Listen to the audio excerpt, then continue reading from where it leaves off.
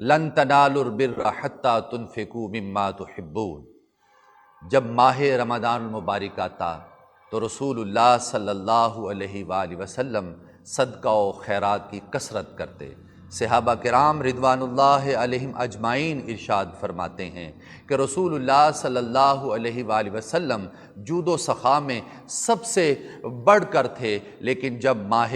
رمضان المبارک آتا تو آپ کی جود و سخا کا یہ عالم تھا کہ جس طرح تیز آندھی اور طوفان چلتا ہے، اس طرح رسول اللہ صلی اللہ علیہ وآلہ وسلم صدقہ بھی کرتے، خیرات بھی کرتے۔ آئیے ماہ رمضان المبارک کی پرنور ساعتوں کے اندر یہ تہیہ کیجئے کہ اپنے دائیں بائیں دیکھیے، رشتہ دار، اعزاء اقارب، دوست احباب کے اندر دیکھیے، جو مستحق ہے اس کی جا کر خاموشی کے ساتھ خدمت کیجئے، اپنے دسترخوان کو وسیع کیجئے اور اپنے دسترخوان پر وہ جو مستحق لوگ ہیں ان کو بھی بٹھائیں تو اللہ پاک اپنی رحمتوں کا نزول فرما دے گا۔